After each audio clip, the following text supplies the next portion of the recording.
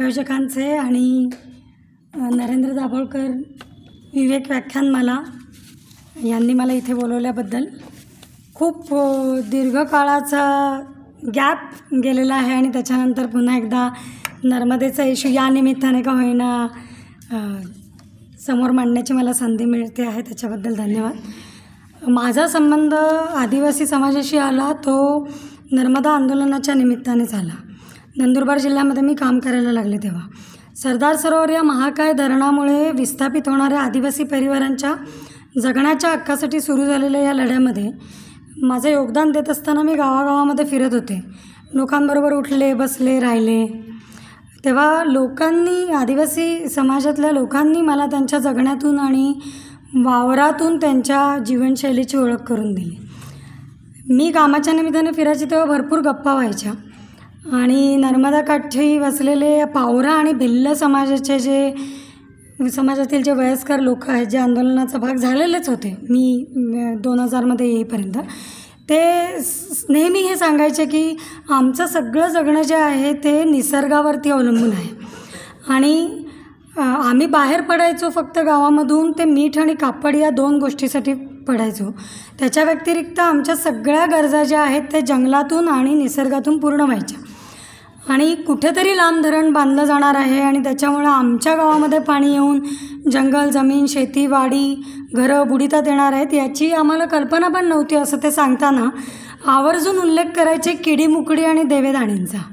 म्हणजे त्यांनी कधीच त्यांच्या संसाधनांच्या बाबतीत किंवा त्यांच्या साधनांच्या बाबतीत बोलत असताना किंवा ते बुडत आहे असं सांगत असताना तिकडच्या जंगलामध्ये राहणाऱ्या छोट्या छोट्या किड्या मुकड्या म्हणजे चिडी म्हणतो आपण त्याला किंवा पक्षी प्राणी ज्यांच्या सानिध्यामध्ये ते राहतात आणि त्यांची परंपरेपासून पिढ्यानपिढ्या असलेली देवेदाणी यांचा उल्लेख कधी टाळला नाही. हे महत्त्वाचा उल्लेख मला इथे करावासा वाटतो. तर त्या बुडीताच्या यादीमध्ये त्यांना जोडण्याचं श्रेयसुद्धा या लोकांना द्यायला लागेल की नर्मदेची आपण कोणती पण पुस्तकं बघाल किंवा कोणतेही अभ्यास बघाल त्याच्यामध्ये तुम्हाला लोकांबरोबर कोणाकोणाचं पुनर्वसन व्हायला पाहिजे असं बघायला गेलं तर या सगळ्या घटकांचं कसं पुनर्वसन करणार हा प्रश्न तिथूनच निर्माण झाला होता. त्यांच्या जीवनशैलीमधला साधेपणा, स्वावलंबन आणि अत्यंत कमी गरजांमध्ये जीवन जगता येतं या फिलॉसॉफीने माझ्यासह इतर बाहेरच्या कार्यकर्त्यांना पण जगण्याचे धडेच मिळाले. विकासासाठी कोणाला तरी त्याग करावाच लागतो, राष्ट्रप्रेमासाठी तो करायलाच हवा आणि पाण्याची गरज नाही आहे का कोणाला, विजेची तर असतेच असते. हे सांगत सगळ्यात पहिल्यांदा नाडला गेला तो आदिवासी समाज की जो त्याचं जंगल राखून होता, जमीन राखून होता, त्याची संस्कृती राखून होता. सरदार सरोवर धरणाची उंची जशी बेकायदेशीरपणे वाढत गेली तशी महाराष्ट्रातली 33 आणि गुजरातमधली 19 आणि मध्य प्रदेशमधली 138 गावं बुडीताखाली गेली. त्याच्यामध्ये महाराष्ट्रातील विस्थापित होणाऱ्या सगळ्याच गावं ही 100% आदिवासी समाजातली होती. मध्य प्रदेशातील विस्थापित होणाऱ्यांमध्ये सुमारे 30 ते 40% हा भाग आदिवासी समाजाचा होता.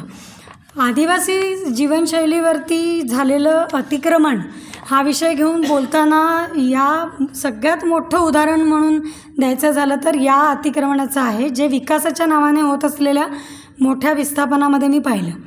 ते त्यांच्या जल, जंगल, जमीन आणि जगण्यावरती झालेलं अतिक्रमण होतं आणि फार कॉम्प्लेक्स पण होतं.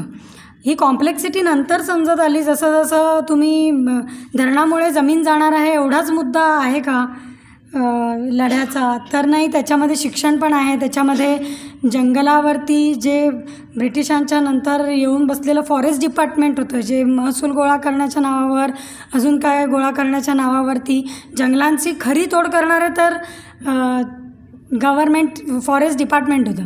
त्याच्यामुळे शिक्षण नसलेल्या किंवा नीट बोलता येत नसलेल्या किंवा घाबरणाऱ्या आणि बुजणाऱ्या लोकांना आपण काहीतरी चोरी करत आहोत अशी भावना निर्माण करून देऊन त्यांच्याकडून गावफाळा वसूल करणं, त्यांच्याकडून जबरदस्तीने जंगल तोडून घेऊन जाणं, हे सगळं सुद्धा त्याच्याबरोबरच पॅकेजमध्ये आलं की याच्यासाठीसुद्धा काम करायची गरज तिथे होती. हा सरदार सरोवर हा मल्टी स्टेट प्रोजेक्ट असल्यानं त्याला स्टेट वॉटर डिस्प्यूट ॲक्ट लागू होतो. त्याच्यामुळे 3 राज्यातील लाभ आणि हानीच्या वादाचं निराकरण करण्यासाठी 1969 ते 1959 ते 69 ते 79पर्यंत 10 वर्षामध्ये त्या क्षेत्रामध्ये वेगवेगळ्या भेटी झाल्या, अभ्यास झाले आणि त्या भेटी झाल्या. त्याच्यामध्ये सरप्रायझिंगली 3 ठिकाणांना भेट फक्त त्या कमिट्यांनी दिलेली होती. ती सुद्धा शूलपाणेश्वर, कोटेश्वर आणि अजून एक मंदिर हापेश्वर होतं बहुतेक, ह्या धार्मिक स्थळांना दिली. पण आदिवासींच्या गावापाड्यामध्ये या समितीने कधी पाय नव्हता ठेवलेला आणि विचारणंसुद्धा त्यांना केली नाही की हा प्रोजेक्ट होतो आहे, हा तुम्हाला हवा पण आहे का नाही. इथूनच सुरुवात आहे आणि हे सगळ्या प्रोजेक्ट्सच्या बाबतीत नंतर महाराष्ट्राला तर लागू होतच होतं. महाराष्ट्राच्या बाहेर इतर राज्यांमधल्यासुद्धा आदिवासी समाजाला लागू होतं. देशातलंच नाही तर देशाच्या बाहेरच्यासुद्धा कम्युनिटीज ज्या आहेत त्यांना लागू होतं की ज्यांच्याकडून तुम्ही काहीतरी घेणार आहात त्यांना तुम्ही विचारणार तरी आहेत की नाही की तुम्ही द्याल का बाबांनो. कारण आपण त्यांना गृहीत धरलेलं असतं, टेकन फॉर ग्रांटेड म्हणतो तसं. आणि त्याच पद्धतीने इथे पण हे सगळं झालं. तर या डोंगरात विखुरलेल्या ठिकाणी आणि त्याचं जस्टिफिकेशन पुन्हा कसं दिलं जातं तुम्हाला, ते म्हणजे डोंगरात विखुरलेल्या ठिकाणी तुम्ही मागास म्हणून राहता, तुम्हाला घरं देतो, सपाटीवरती जमीन देतो, म्हणजे मग तुम्हाला पैसा येईल, मग तुम्ही आमच्या स्टेटसला याल. म्हणजे आम्ही जी एक विकासाची संकल्पना करून ठेवलेली आहे, ठरवून दिलेली आहे की छानपैकी गाडी घेणं, बंगला घेणं, सण चांगले साजरे करता येण्यासाठी फटाक्यांसाठी पैसे असणं, ड्रेससाठी पैसे असणं वगैरे, म्हणजे सुबत्ता, समृद्धी, 4 फ्लॅट आपले असले आणि अजून एक 5वा आपण हिल स्टेशनला घेऊन ठेवणं, म्हणजे तुम्ही स्टेटसला आहात. तर तसं व्हा ना तुम्ही आमच्यासारखं, असं लालूच देऊन, म्हणजे तसं होत तर कधी नाहीच कारण हे सगळ्यांचे अनुभव राहिलेले, पण तसं लालूच देऊन हे करण्याचा प्रयत्न केला.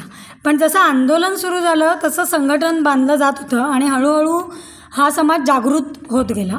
आणि आदिवासी समाजातील लोकांना मला इथे खास उल्लेख करावा असा वाटतो आणि अभिमानाने उल्लेख करावा असा वाटतो. या क्षेत्रात मी काम केल्यानंतर मी पाहिलं की या समाजातील लोकांनी जमिनीच्या बदल्यात जमीनच मागितली आणि पैसा मागितला नाही कधी. आणि या संपूर्ण प्रोजेक्टमध्ये नॉन ट्रायबल, ट्रायबल असे दोन्ही गट होते. त्याच्यामध्ये सगळ्यात पहिल्यांदा पैशाला बोललेले होते ते नॉन ट्रायबल होते आणि त्यांनी पैशाची थोडी थोडी जी काय मिळालेली होती ती पॅकेजेस घेऊन, मोटरसायकली घेऊन ती उडवूनसुद्धा टाकला तो पैसा. पण तरी आदिवासी टिकून राहिले की आम्हाला जमिनीच्या बदल्यामध्ये जमीन पाहिजे आणि आम्हाला पैशाला आम्ही हात लावणार नाही. त्याच्यामुळे या संघटनेची ताकद खरं तर वाढली आणि इतके वर्ष हा लढा चालून त्याच्यातून आम्ही खूप साऱ्या गोष्टी मिळवल्यासुद्धा. 11,000 परिवारांना जमिनीला जमीन देऊन पुनर्वसन घेणारं हे एकमेव आंदोलन आहे, धरण आहे की ज्याच्यामध्ये हे शक्य झालं. इतर आपण कोयनेची उदाहरणं घ्या, इतर कोणत्याही देशामधल्यासुद्धा इतर धरणांची उदाहरणं घ्याल तर असं चांगलं पुनर्वसन आपल्याला मिळणार नाही. आणि त्याच्या मुळामध्ये आदिवासी आणि त्यांच्या म्हणून जगण्याचं जे आणि एक पूर्ण वैचारिक त्यांचं जे ती बांधणी आहे ती कुठेही हलू न देता हे संघटन काम करत राहिलं. म्हणून संघटनेने कधी आवाज चला रे आपण पैसे घेतो आणि म्हणून आपण मोर्चामध्ये जाऊया आणि आपण मोठ्या पैशाची मागणी करूया असं कधीच केलं नाही. आमच्या रात्रभर दिवस रात्र बैठका व्हायच्या. त्याच्यामध्ये आम्ही मागणी काय मागायची शासनाकडे जर समजा मागायचीच झाली तर त्याच्यामध्ये जमिनीच्या बदल्यात जमीनच पाहिजे बरं का, हा हट्ट धरून ते केलेलं असल्यामुळे जमिनीला जमिनी मिळाल्या. आणि आत्ता आपण बघतोच आहेत की जमिनीच्या किमती कशा भरभर वाढतात. आज तुम्ही एक जमीन लाखभर रुपयाला घेतलीत तर त्याची करोड रुपये किंमत तुमच्या 5 दिवसांनंतर झालेली असते. तिथे तुम्ही काय करणार आहात त्याच्यावरती ते अवलंबून असतं. तर हे सगळं होत गेलं. तर ही जी ठाम भूमिका घेतली आहे त्याच्यामध्ये आंदोलनसुद्धा मजबूत झालं आणि त्याचा फायदा इतरसुद्धा नॉन ट्रायबल लोकांना झाला. आणि त्यांनी एकदम साधे प्रश्न विचारले, म्हणजे आपल्याला कधी पडतात पण का ते प्रश्न, असा मुद्दा येतो की आम्हाला तुम्ही एका जागी नेऊन ठेवाल, आमचं पुनर्वसन कराल. समजा आमचं घर बांबूचं आहे आणि दांड्या वळ्या आणि कौलांचं आहे तर ते आपल्याला शिफ्टही करता येईल. समजा त्याचंसुद्धा पॅकेज होतं. नर्मदा डिस्प्यूट ट्रिब्युनल अवॉर्डमध्ये जे लाभ कसे दिले जातील त्याच्यामध्ये त्याचंसुद्धा पॅकेजचं पण प्रोव्हिजन केली गेली होती. तर त्यांनी प्रश्न विचारले की आमच्या झाडांचं काय करणार जे तिथे अजून रोवून उभे आहेत त्या झाडांचं काय करणार? कारण त्याच्यावरून आम्ही आमची लाकडं आणून चूल पेटवतो आणि ती लाकडंसुद्धा आम्ही अख्खं झाड तोडत नाही, आम्ही त्याच्या ब्रांचेस, फांद्या जेवढ्या गरजेपुरत्या आहेत तेवढंच घेतो. ही आमची योजना आहे, ही उज्ज्वला योजना नाही आहे की एक गॅस घेतला मग 500 रुपयाचं काहीतरी तुम्हाला पहिलं बेनिफिट दिलं आणि त्याच्यानंतर सांगितलं आता घ्या तुमच्या पैशाने खर्च करून पुढचा गॅस, आणि मग तो गॅस राहिला बाजूला आणि मग आपला चुलीचा पुन्हा लाकडं तोडण्याचा हे सुरू झालं. असं नव्हतं त्यावेळी. त्याच्यामुळे त्यांनी हे सवाल विचारले की झाडांचं काय करणार, आमची नदी कशी नेणार, आम्हाला जिथे तुम्ही घेऊन जाणार आहात तिथे नदी आहे का हा प्रश्न विचारला. तिथे आम्हाला जनावरांना बांधायला गुरचरण आहे का? तर सरप्रायझिंगली त्यासुद्धा पॅकेजेसमध्ये ज्यावेळेला सुरुवातीला निगोशिएशन्स नव्हती किंवा भांडणं नव्हती किंवा मुद्दे मांडले गेले नव्हते लोकांकडून आणि ह्यांनी कधी फेऱ्या मारल्या नाहीत आणि कधी लोकांना विचारलं नाही तुम्हाला काय हवं, त्यावेळेला त्याच्यामध्ये मंदिरांसाठीची जागा होती. जे सरप्रायझिंगली आजसुद्धा बडवानीमध्ये जिथे जो सगळा पुनर्वसनाचा रिहॅबिलिटेशनचा जो पूर्ण आराखडा आहे ब्लूप्रिंट, त्याच्यामध्ये मंदिरांसाठी आणि राम मंदिरासाठी जास्त आहे बरं का जागा म्हणजे बाकीच्या सगळ्या छोट्या छोट्या देवदाणींची जी आदिवासींची मंदिरं आहेत त्याच्यासाठी मोजूनच थोडी थोडी जागा, त्यांना केवढी लागते असं म्हणून राम मंदिरासाठी भव्य दिव्य जागा ठेवलेली आहे असं दिसते. आणि RTIमध्ये टाकून ठेवले, अजून मिळालेले नाही आहेत त्याचे प्रूफ, पण जे काही कागदपत्र मिळालेले आहेत त्याच्यामधून हे सगळं पुन्हा एकदा येतं आहे असं दिसतं. तर ही आदिवासींची जी जीवनशैली होती ती मुळात पैशांवरती अवलंबूनच कधी नव्हती. जागतिक बँकेने सुद्धा ज्यावेळेला या प्रोजेक्टसाठी कर्ज देण्यापूर्वी मोर्स यांच्या अध्यक्षतेखाली एक कमिटी बनवली होती. त्यांच्या रिपोर्टमध्ये यू ब्रॉडी म्हणून अँथ्रोपोलॉजिस्ट होते आणि त्यांनी असा उल्लेख केला होता की आदिवासी हे हिंदूही नाहीत आणि मुस्लिमही नाहीत आणि ॲनिमिस्ट रिलिजन म्हणून त्यांचा उल्लेख करायला पाहिजे. याच्यावरती सगळ्यात जास्त वाद झाला आणि तो पूर्ण मोर्स कमिटीचा रिपोर्ट नाकारण्याच्या मुख्य कारणांमध्ये हे कारण होतं, ज्याच्यावरती भर दिला गेला की तुम्ही त्यांना हिंदू आणि मुस्लिम नाही म्हणत म्हणजे काय म्हणतात, ते एकतर हिंदू आहेत किंवा मुस्लिम आहेत, त्याच्यापेक्षा पलीकडे काय असणार नाही आहे. हे तेव्हापासून होतं जेव्हा हे मोर्स कमिटीचा रिपोर्ट वगैरे झाला. धरण त्याच्यामुळे थांबलं पण होतं ना 5 वर्ष, कारण वर्ल्ड बँकेने त्याचं फंडिंग मागे घेतलं आणि सुप्रीम कोर्टामध्ये केस चालू झालेली होती म्हणून 5 वर्ष धरण थांबण्याच्यामध्ये पुनर्वसन झालं नाही किंवा पुनर्वसन केल्याशिवाय तुम्ही कोणालाही बुडवू शकत नाहीत, हे सगळे तार्किक मुद्दे आलेले होते आणि मोर्स कमिटीने त्यांचा रिपोर्ट दिलेला होता. तर हे सगळं सरप्रायझिंगच होतं. तर या जंगलावरती आदिवासींचं पूर्ण जगणं अवलंबून होतं. ते सगळं पुनर्वसन करतानासुद्धा हे जंगल वनविभागाला वनविभागाकडून महसूल विभागाकडे डायरेक्ट वर्ग केलं गेलं. त्याच्यामध्ये कुठेतरी आदिवासी राहत होता, कुठेतरी त्याने पिढ्यानपिढ्या जमीन कसलेली आहे याचा कुठेच उल्लेख नव्हता. 72-78मध्ये वनजमिनींवरची अतिक्रमणं नियमानुकूल करण्याच्या संदर्भामध्ये एक पाऊल उचललं गेलं आणि त्याच्यामध्ये म्हणजे प्रदीप प्रभूंजींनी टाकलेली जी केस होती कोर्टामध्ये त्याच्यावरून ते झालं आणि त्यामध्ये मग आदिवासी जे पिढ्यानपिढ्या ज्या जंगल जमिनीवरती राहत आहेत, कसत आहेत, त्याच्यावरती जे म्हणजे त्यांचं जगणं आहे त्याच्यावर त्यांना अधिकार मिळावेत या संदर्भातलं जे पहिली चळवळ तिथे सुरू झाली. त्याच्यामध्ये हा कॉम्प्लेक्स मुद्दा पण अजून आला की ज्यांचं जमीन, घर, जंगल जमीन बुडून गेली त्या लोकांचे सातबाऱ्यावरती असेल ती जमीन तर तुम्ही त्यांना बुडली असं प्रमाण देऊ शकता, पण ज्यांचं सातबाऱ्यावरती नाव नाही असं जे उत्पन्नाचं साधन असलेली जंगल जमीन आहे ती कधी त्यांच्या नावावर न होता परस्पर transfer from one department to other department झाली ना. त्यामुळे त्याची लढाई पण खूप झाली म्हणून 92मध्ये त्यांना GR काढावा लागला, शासन निर्णय काढावा लागला. 85मध्ये आंदोलन सुरू झाल्यानंतर 1992मध्ये महाराष्ट्र शासनाने तो निर्णय करून त्याच्यामध्ये वनांवरती राहणारे 72-78मध्ये ज्यांची अतिक्रमणं नियमानुकूल झालेली असावीत किंवा नसावीत अशासुद्धा लोकांना जमिनीवरचे अधिकार दिले आणि त्याचं इम्प्लिमेंटेशन करण्यामध्ये आमची ही 20 वर्ष जी काही माझी गेली त्या सगळ्या कायद्यांच्या अंमलबजावणीच्या याच्यामध्ये गेली. आणि त्याच्यामध्ये हा मुद्दा की जमिनीवरचा अधिकार हा पहिल्यांदा कागदावरती घ्या आणि मग कागदावरती घेऊन मग तो सिद्ध करा की हे आमची होती आणि मग त्याच्यावरती तुम्ही घोषित व्हा आणि मग तुम्ही पुनर्वसन मागा. आणि एवढं सगळं करून पुनर्वसन मागायला गेल्यानंतर ज्या जमिनींच्या पाहण्यांचे कार्यक्रम लागले त्या जमिनींच्या पाहण्यांमध्ये पहिल्यांदा तर मोठी जंगलतोड झाली आणि तीही पुन्हा जंगलं म्हणजे आदिवासीच होते तिथेही कोणी. मग आदिवासींमध्ये भानगड की हे तिथून इथे येणारं कोण, यांना तिथून इथे आणणारं कोण, म्हणजे ही जी सगळी इंटरनल लढाईची सुरुवात झाली तीसुद्धा तिथे झाली. त्यामुळे जंगल तोडून आम्हाला जमीन नको आहे अशी भूमिका आंदोलनानं कितीतरी वर्ष घेतलेली असतानासुद्धा आम्हाला धरण पुढे रेटायचं आहे म्हणून 4000 हेक्टर जंगलाची तोड झाली. आणि त्याच्यामध्ये 5 वसाहती पहिल्या पुनर्वसन वसाहती बनल्या. आणि या वसाहतींमध्ये सुद्धा शिफ्टिंग करत असताना एका गावातल्या सगळ्या लोकांना घेऊन नाही केलं. म्हणजे मी एकदा डोमखेडी म्हणून एक गाव आहे त्या पाड्यावरती सत्याग्रह व्हायचे म्हणून डोमखेडी, निमगव्हाण, मणिबेली ही सगळी गावं सगळ्यांच्या परिचयाची झाली. त्या डोमखेडीच्या पाड्यावरती एकदा असंच बसलेलं असताना लोक सांगत होते की सर्वेक्षणामध्ये असे डोंगरावरती अशी एक अशी घरं असतात, अशी 6 घरं होती त्या पाड्यामध्ये. आणि पहिल्या 2 घरांची नावं त्या लिस्टमध्ये आलेली होती की यांची घरं बुडणार आहेत म्हणून यांना पुनर्वसन पाहिजे. मधले 2 वगळले होते आणि पुढचे 2 पुन्हा आलेले होते. तर आता आम्ही प्रश्न विचारला की पाणी काय असं जंप होऊन वरती जाणार आहे का की मधली 2 तुम्ही वगळलीत.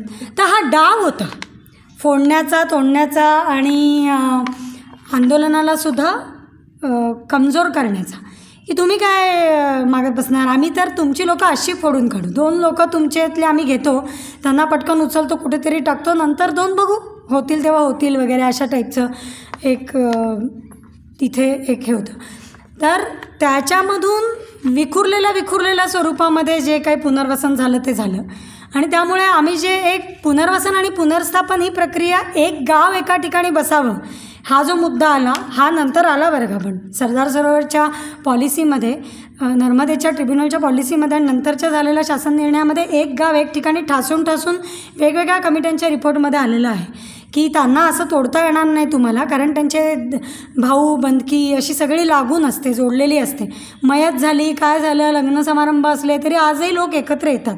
लाहा ही फिल्म जर कोणी बघितलेली असेल पूर्वीची तर त्याच्यामध्ये तुम्हाला कम्युनिटी कशी एकत्रितपणे राहून सगळी कामं करते याचे खूप उदाहरणं सापडतील.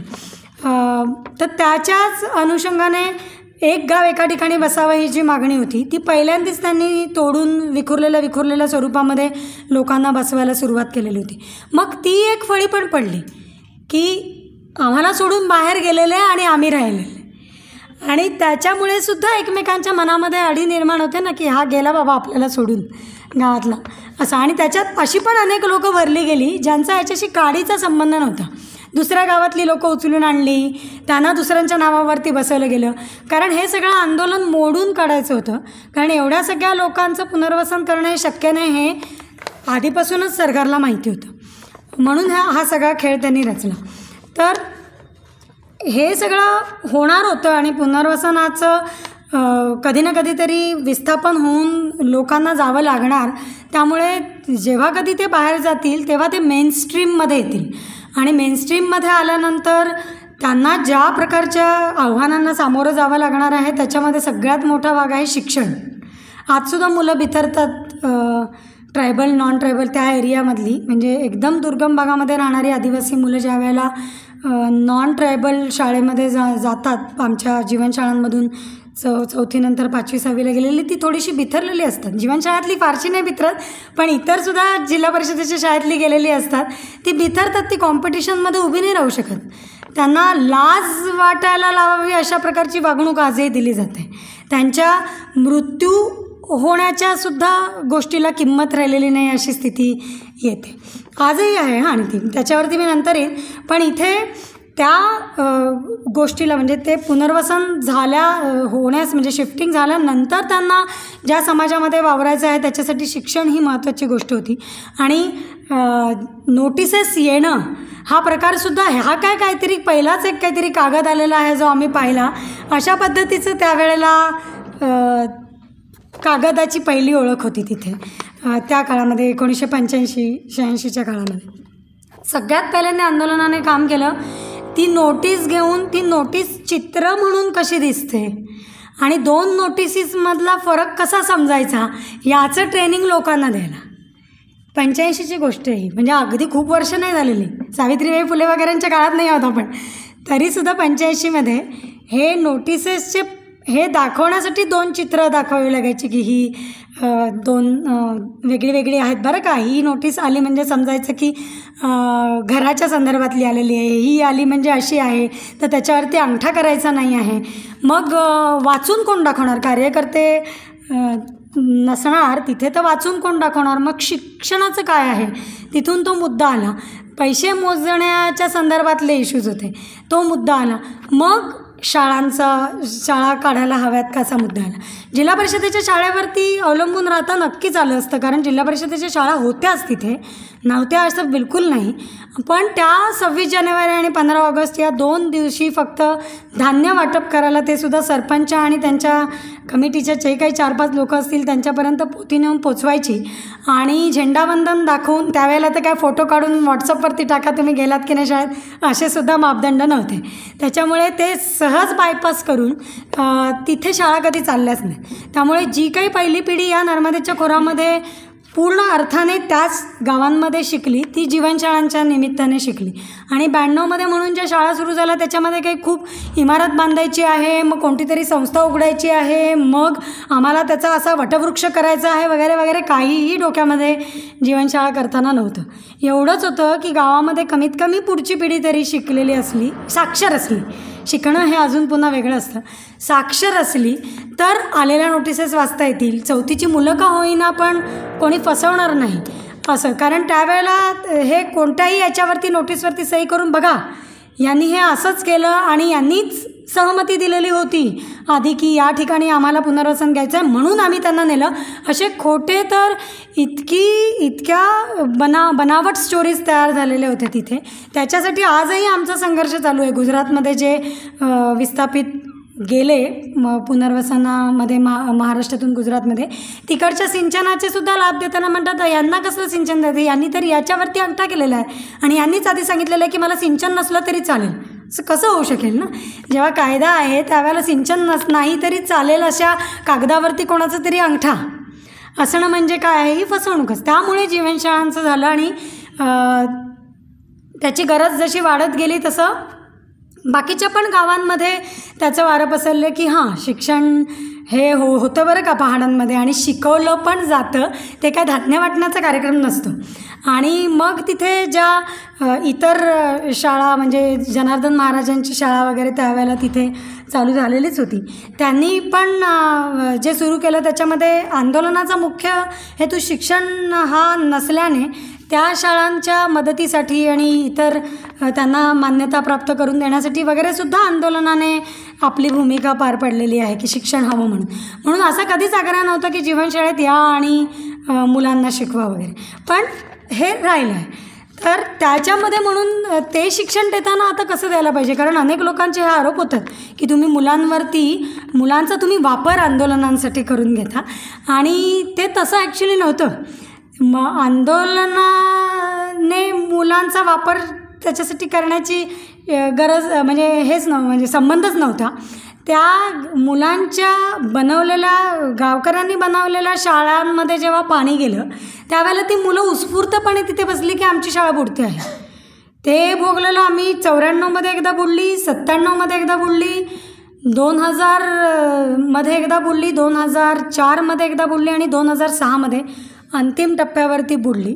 तेव्हा ती शिफ्ट होत गेली आणि नंतर वसाहती झाल्या. तिथे वसाहतीत एक शाळा शिफ्ट झाली, एक शाळा अजूनही तिथे पहाडावरती राहते, तर त्याच्यात चांदीचा बंगला म्हणून म्हणजे जे पत्र्याचे शेड्स असतात असे बसवले गेले की चला आम्ही तुम्हाला करून देतो, पत्र्याच्या शेड्समध्ये चालवा शाळा. म्हणजे त्यावेळेला होता बरं का, सर्वांना सक्तीचे मोफत शिक्षणाचा कायदा आलेला होता, त्यामुळे शिक्षणाची सगळी जबाबदारी शासनाची असतानासुद्धा या शाळा चालवण्याची गरज होती म्हणून ते झालं. पण हे मी विषयाला अवांतर नाही म्हणजे विषयांतर नाही करत त्याच्यामध्ये. तर मुद्द्यावरती येऊन मी हे सांगते की असा जीवनशाळांचा जन्म झाला आणि त्याच्यामध्ये म्हणून शाळेच्या सिलेबसमध्ये फक्त सरकारचा जो सिलेबस आहे तोच नाही, तर त्यांच्या भाषेमधलं शिक्षण, त्यांच्या भाषेमधलं त्यांचं जे जडीबुटीचं शिक्षण आहे, त्यांचं लोकांनी जतन केलेलं, संवर्धन केलेलं जे जगण्याच्या अधिकाराचं शिक्षण आहे. म्हणजे नोटीस कशी वाचायची ही शहरात, म्हणजे महाराष्ट्रातल्या कोणत्या पण गावांमध्ये तुम्ही गेलात तरी BA वगैरे झालेल्या मुलांनासुद्धा सरकारी कोणत्या ऑफिसमध्ये जायचं आणि काय विचारायचं याचं भान नाही आहे, पण ते जीवनशाळेच्या मुलांना आलं, कारण ते याचा भाग झाले. तर हे खरं जीवन शिक्षण सगळ्या शाळांमध्ये द्यायला पाहिजे असं आहे, पण ते मुद्दामून दिलं जात नाही, कारण शिक्षणसुद्धा पुन्हा द्यायचं आणि काहीतरी सिलेबस जो तयार होतो तो नोकरवर्ग तयार करण्यासाठी होत असतो ना.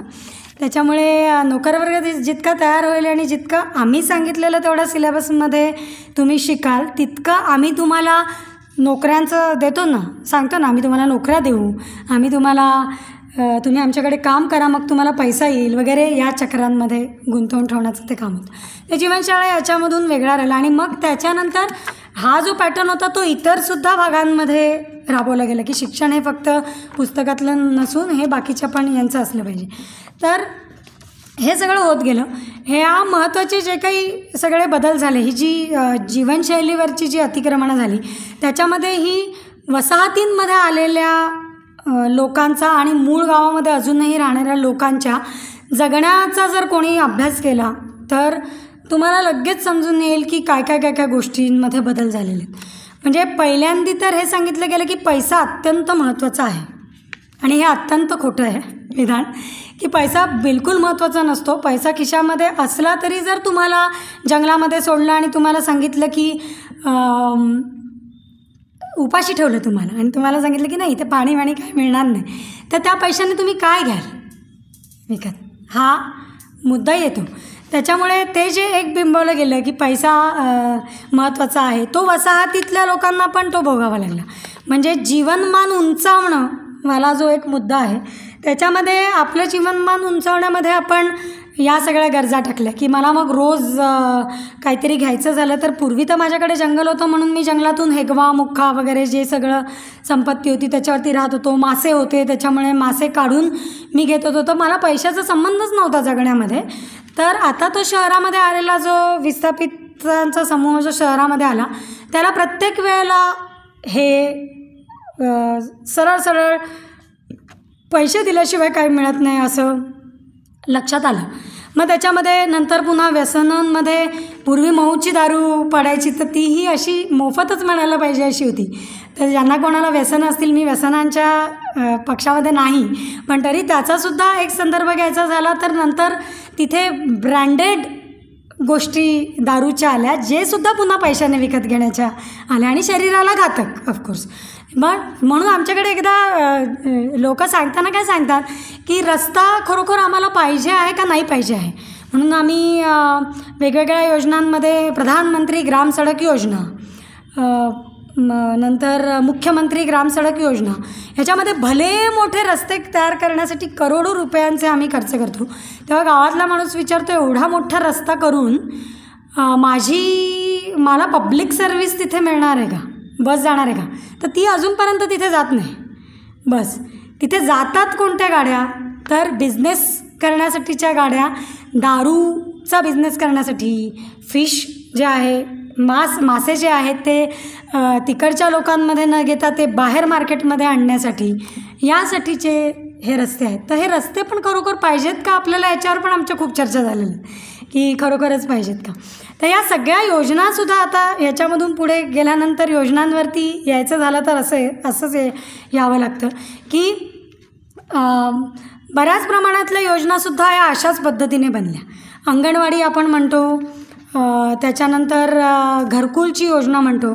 घरकुलचं आत्ता माझं ताजं एक उदाहरण द्यायचं झालं, आपण म्हणतो की घरकुलमधला भ्रष्टाचार हे नवीन सरकार आल्यानंतर खूप कमी झाला, पारदर्शक झालं वगैरे वगैरे वगैरे असं खूप, मला पण त्याचं फार कौतुक होतं. मला वाटलं की चला आता पूर्वी जे घरकुलचे इंदिरा आवास योजनेमध्ये जे भरपूर घरं लोकांच्या नावाची परस्पर खाल्ली गेलेली आहेत त्याच्यावरती आता चेक बसेल असा माझा एक समज होता, आणि तो माझा अगदी मागच्या वर्षी मोडून निघाला साफ.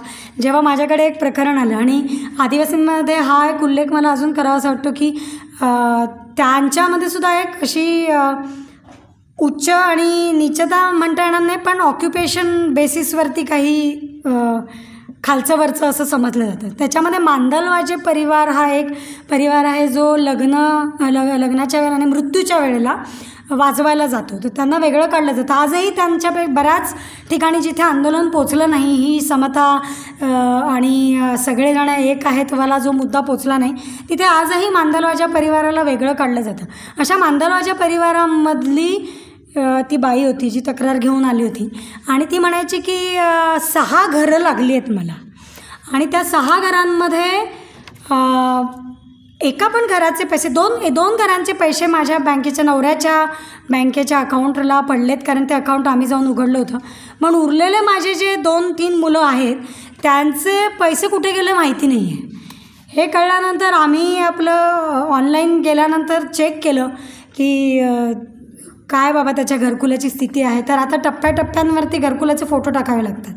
तर त्याच्यामध्ये सापडलं की हां, बँकेमध्ये पैसे गेलेले आहेत आणि बँकेमध्ये जे पैसे गेलेले आहेत त्या खात्याचा नंबरसुद्धा मला मिळाला, कारण मी एका अधिकारितेच्या पदावरती असल्यामुळे मी त्याचं लगेच पत्र काढलं आणि त्या बँकेलासुद्धा पत्र काढलं आणि बँकेकडून घेतलं. तर आश्चर्य वाटावं असं की त्यांची KYCचे जे डॉक्युमेंट्स मिळाले राष्ट्रीयकृत बँकेचे, महाराष्ट्र बँक ऑफ महाराष्ट्र, ही अगदी जी शाखा मला बोलायलासुद्धा काही लाज वाटत नाही याच्यामध्ये, की अशी नॅशनलाइज्ड बँक, त्या बँकेमध्ये ह्या घरकुलच्या योजनेचे पैसे त्या माणसांच्या अकाउंटवरती पडलेले होते जे गेल्या कित्येक वर्षांपासून ते गाव सोडून मजुरी करत आहेत गुजरातमध्ये, ज्यांना हे माहीतसुद्धा नव्हतं की त्यांच्या नावाने असं काही खातं उघडलं गेलेलं आहे. आणि त्यांचं जे बनावट आधार कार्ड, जो आपला सगळ्यात KYCचा महत्त्वाचा मुद्दा आहे, त्या आधार कार्डाला फेक आधार कार्डाच्या आधारावरती ते KYC केलं गेलं आणि त्याच्यामध्ये नाव एकाचं, फोटो दुसऱ्याचा आणि पत्ता तिसऱ्याचा, असं करून अशी खाती उघडली गेली. आणि हा एक किंवा 2 किंवा 3-4 लोकांचा मुद्दा नाही, या संपूर्ण क्षेत्रामध्ये असे करोडो रुपयांचा असा गैरव्यवहार झालेला आहे, अशी खोटी अकाउंट्स उघडून. आणि या नॅशनलाइज बँका म्हणून मुद्दामून अशा गावांमध्ये ठेवल्या जातात जिथे वीज नाही, किंवा वीज असेल आणि घर जरी मिळत असेल, द्यायला लोक तयार जरी असतील तरी नेट कनेक्टिव्हिटी मिळणार नाही बघतात. आणि फ्रँचायझी म्हणून ज्या लोकांना तो आणलं जातं त्याच्यामध्ये या मुलांना सांगितलं जातं की यांची कशी पण खाती उघडा. मग यांची ओळख कोणी पण दाखवून दिली, ती दाखवली आणि शिक्कामोर्तब केला की कोण बघायला येत आहे.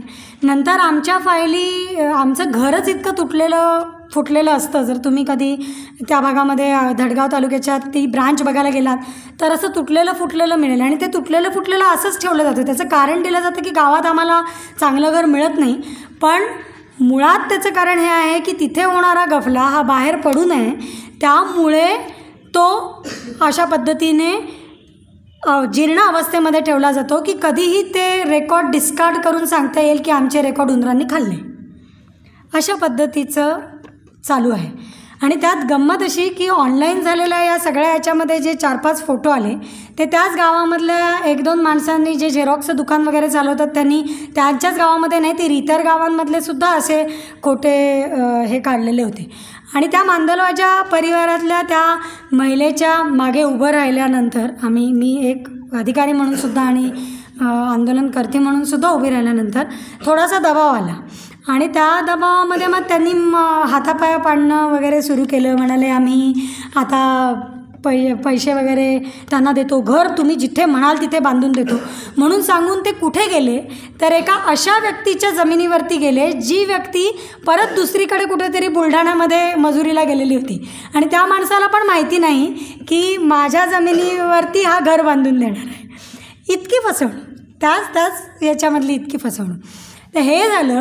आणि त्याच्यानंतर सांगायचा मुद्दा असा की हा समाजाचा इतका दबला गेलेला आहे. म्हणजे मी त्याला शेवटी हा प्रश्न विचारला की जे घर दाखवलेलं होतं ते घर त्याचं स्वतःचं बांधलेलं घर होतं, पूर्ण बंगल्यासारखं छान बांधलेलं. म्हटलं तू एकच काम कर बाबा, तू कुठेही घर वगैरे बांधून देऊ नकोस, तू एकच काम कर, तू हे जे घर आहे ना ते घर तू जसंच्या तसं दे, तू तुझ्या सगळ्या पोराबायकांना आपण काढून घेऊ आणि मग नंतर आपण ठरवू की झालं, नंतर आपण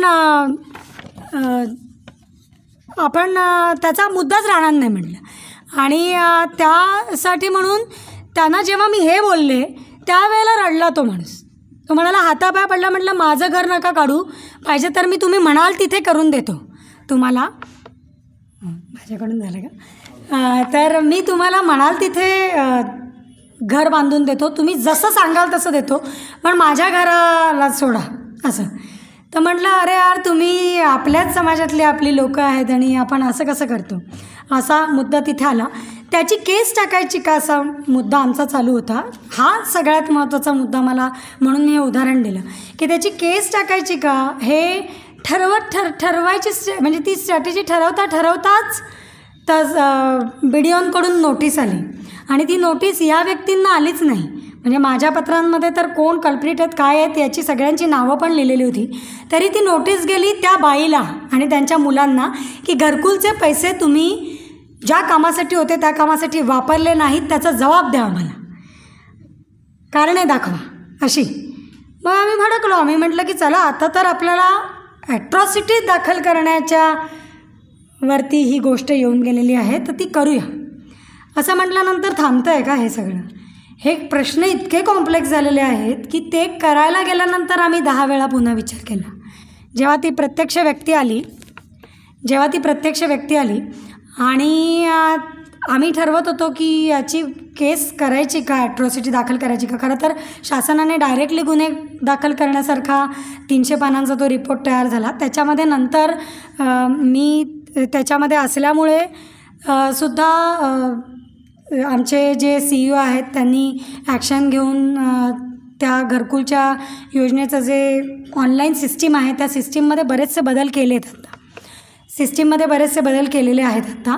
पण मुद्दा राहिला पुन्हा की यांच्यावरती आपण केसेस करायच्या का नाही करायच्या.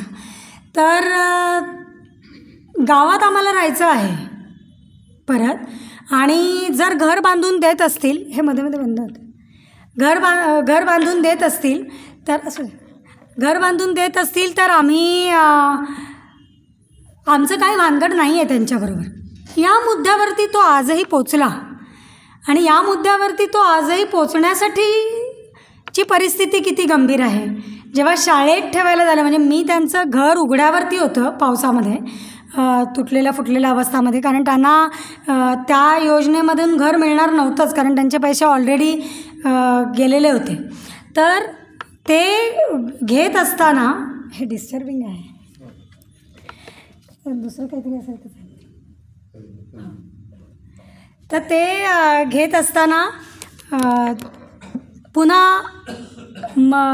करायचं का नाही करायचं, घ्यायचं का नाही घ्यायचं, त्या तालुक्यामधल्या जवळपास सगळ्या सरपंचांनी, सगळ्या लोकांनी तिथे गावामध्ये येऊन तिच्यावरती दबाव केला, हे सांगत की तुला या समाजात राहायचं आहे बरं का, आम्ही तुला बोलवणार आहोत आमच्याकडे मृत्यू झाल्यानंतर ढोल वाजवायला, तेव्हा गावाचा एक भाग बनून राहायचं असेल तर आम्ही जे देतो ते घ्यायला पाहिजे, असं पण काय, असं म्हणून जो दबाव झाला त्या दबावात पण ती बाई उभी होती बरं का. ती मला असं सांगायला आली की ताई आम्ही खून पाडून टाकू का, असं सांगायला आली. मी त्यांना म्हटलं नको नको, आता इतकं आक्रमक होऊ नका, कारण आम्ही तर शांतीच्या आणि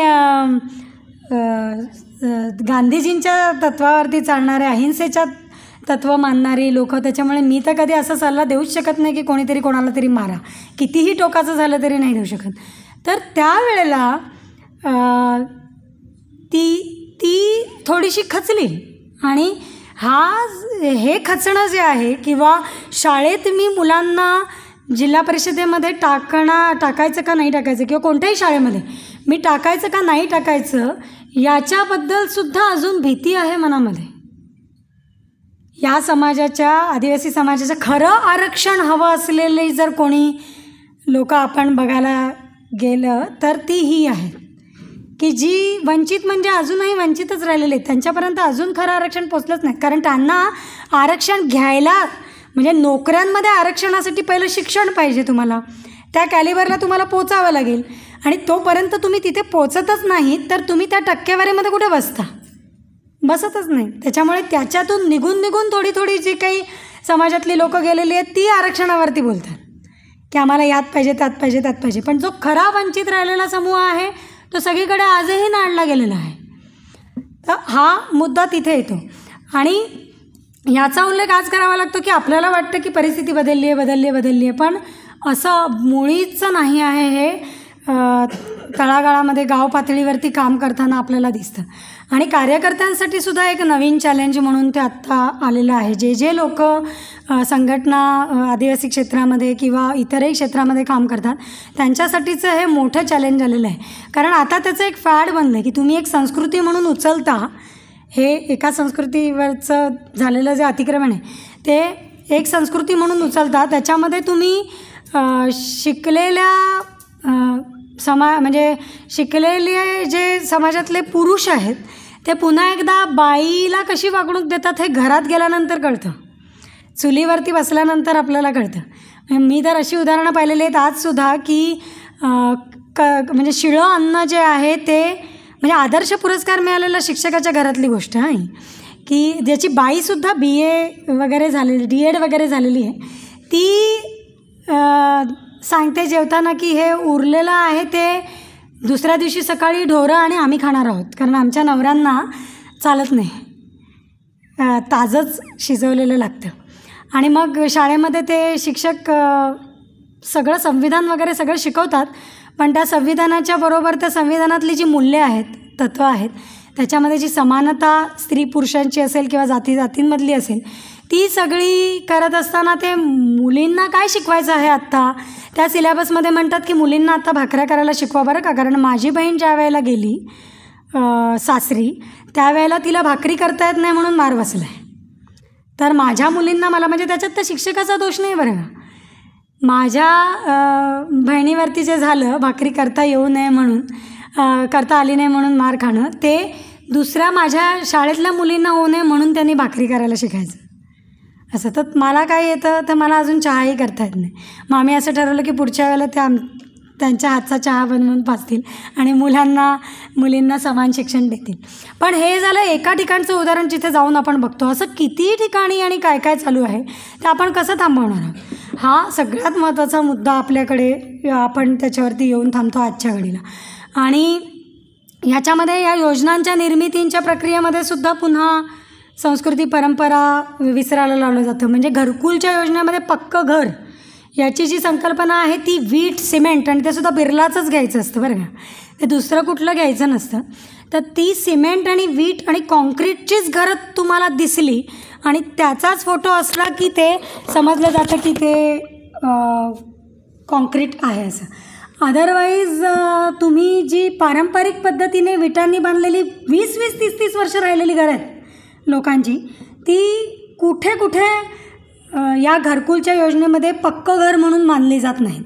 कारण या सगळ्या योजना बनवताना पुन्हा त्याच्यामध्ये एक बिझनेसचा विचार आहे, तो अंगणवाड्यांच्या बाबतीतला सुद्धा आहे. कारण खाऊ हा द्यायचा झाला तर मुलांना पौष्टिक म्हणजे ताकदवर बनवण्यासाठी तुम्हाला EDNFचं पॅकेट द्यावं लागतं. म्हणजे शेंगदाण्याची काहीतरी तुम्ही कुठून तरी एका शहरामध्ये तुम्ही फॅक्टरी लावून त्या फॅक्टरीमध्ये तुम्ही शेंगदाण्यांचं काहीतरी गूळ वगैरे त्याच्यामध्ये टाकून वगैरे त्याला विटॅमिनने आणि बाकीचं काही अजून गोष्टी आयर्न वगैरे त्याच्यामध्ये भरून आयर्नचा तांदूळ वगैरे तयार करून मग त्यांना तुम्ही पौष्टिक म्हणून देणार आहात.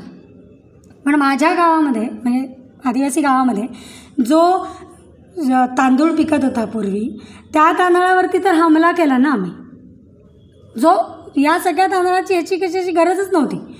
प्रत्येक सीझनमध्ये जंगलामध्ये राहणाऱ्या माणसाला निसर्गाने दिलेलं फळ ऑलरेडी आहे. सीताफळांच्या सीझनमध्ये सीताफळ, बाकीच्या ठिकाणी हे म्हणजे ज्या वेळेला दुष्काळ आला ना त्यावेळेला बाकी सगळ्या ठिकाणी उपासमार झाली, पण तिकडची लोक तो जो जंगली कांदा असतो आणि जे महू आहेत त्या महूच्या फुलांच्या भाकरीवरती जगली, त्यांना आत्महत्या करायची वेळ नाही आली.